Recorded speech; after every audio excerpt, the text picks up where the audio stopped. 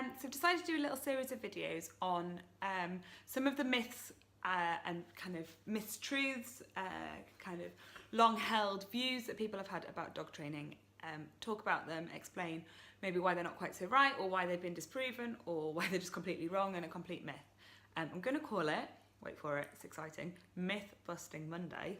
Original. No one else has ever done that. So they'll be released on a Monday. I'm hoping to do one a week for a few weeks so that you can look forward to them coming out. If you have anything that you want me to talk about that you've heard or anything, let me know, because I've got a few ideas, but I'd love to hear what you've come up with or what you've heard in the past. Today we're starting with the big one. We're going to get it over and done with, out of the way, because it'll probably relate to some of the other topics that we discussed. We're going to do dominance theory today, pack leader, alpha roles, all of it. We're going to tackle it, we're going to get it out of the way, move on. We're going to move away from dominance theory from now. So, deep breath, cup of tea in hand, all ready to go, so that we can get it over and done with, and then any of the other things that relate to it, we can go, remember the first video, that goes back to the dominance theory. So dominance theory has been with us for a really long time. I have heard about it for years and years when I've trained my first dog, which was about 20 odd years ago. We talked about it then. It was quite the norm then, 20, 30 years ago. That was kind of what everyone talked about. It was dominance theory, making sure you're pack leader, being the alpha role, making sure that your dog was not higher in the pack than you, all of those things, dead normal. Luckily, I think all the time that I've been a dog trainer, it has not been the norm to talk about it. And generally, if someone mentions that they spoke to a dog trainer who talked in dominance theory, I kind of think that they aren't necessarily quite so up to date with their knowledge and training as they should be. It's really common. You've probably heard most of these. You don't let the dog sit on the sofa, because they'll be the pack leader.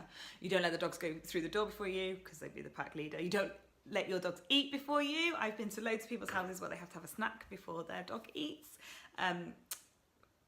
because dogs were really fed out of bowls in the wild, or they had all those doors that they had to go through and all those comfy settees to sit on, and all of that kind of thing.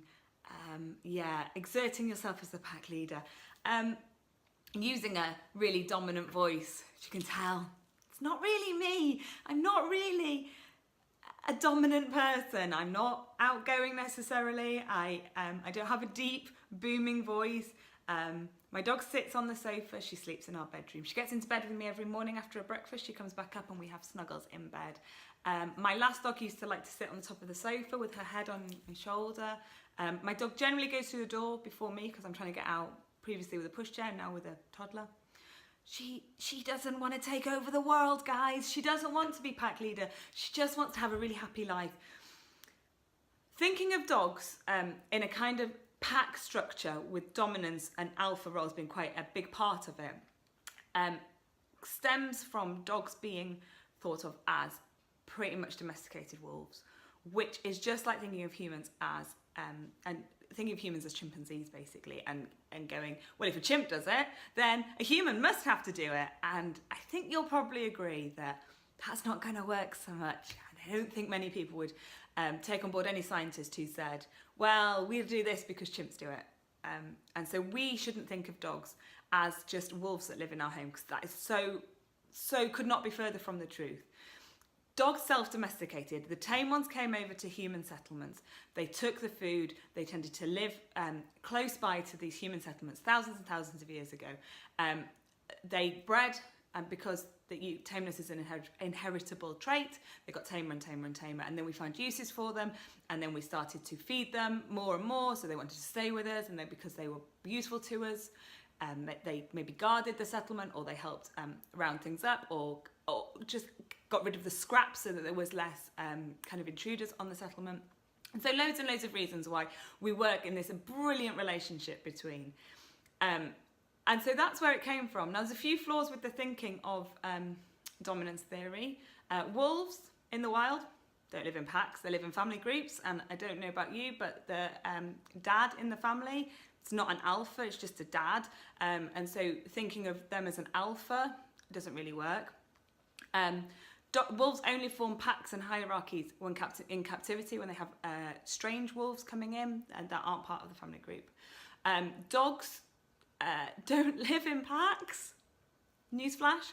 They had kind of close associations with other dogs, or they lived in a family. Again, no alpha, no pack, no need for dominance. Dominance the term has really been misused. It is used generally in dog training as a personalised trait. My dog is dominant. I need to be the pack leader because my dog is dominant. Dominance is not a personality trait. It explains the relationship between two individuals. Most individuals will have one slightly more dominant personality. Same in humans. You'll have one person in a group that's a bit more dominant, a bit more out there, a bit more kind of in charge than another. And that can change between two dogs. So you might have, your dog might be dominant or slightly more assertive over certain things with one dog, but be completely different with a different one. So really people just use the term completely wrong, which is the most important thing about dominance. Dogs do behaviours not because they want to be the alpha, but because they are reinforced. Your dog jumps up at you because you pet them, not because they're trying to dominate you. Your dog rushes through the door before you, not because they want to be the alpha, because they want to go on their walk and it's exciting and you allow it. They rush through the door, they go on their walk quicker. Dogs like to sit on the sofa. It's comfortable, it's where you sit. They don't do any of these things because they want to be the alpha dog, because they have no concept of that and they're quite happy to live in this chilled out little bubble that we've created for them. And one of my favourites is possibly the alpha role. Most famously used by a certain male dog trainer from America who likes to pin dogs down by the just below their neck area, and he pins them and the dogs give in and do whatever he wants. It's really quite bizarre. That's called learned helplessness. It's a really severe psychological term that dogs go into. It's a bit like if someone held you up against a wall, you just stop after a while, you stop fighting and you just give up. But what you've done in that split second where you've pinned your dog to the floor is you've destroyed the relationship. You've broken down the trust in between you and your dog, and you have to work to build that back up. So think about dogs, instead of wanting to be this alpha that doesn't exist or be dominant over you, you want to think of it as what is reinforcing that behaviour that they're doing. Why is my dog still jumping up? It's because I fuss them every time, or I push them down and tell them to get down. That's reinforcing their behaviour. It's turning it into a game. So instead of thinking of it as, oh, they're trying to dominate me, think, oh, what am I doing that's reinforcing the behaviour? Once you start thinking more like that, then you will be able to work with your dog, work in a way that makes them want to be with you, want to work with you, and you'll have a much better relationship with fewer behavioural problems going on in the background. 4 main things for you to take from this. Dogs, not wolves. Based on flawed evidence. All the evidence was wrong. Dogs don't live in packs. Wrong. That kind of thing. There were no packs. And fourthly, and this is going to blow your mind, dogs know we're not dogs. And that means that we couldn't even be in a pack with them, even if it all existed and even if they wanted to dominate us. So those are the 4 things to take from it. I'd love to know your feedback from below.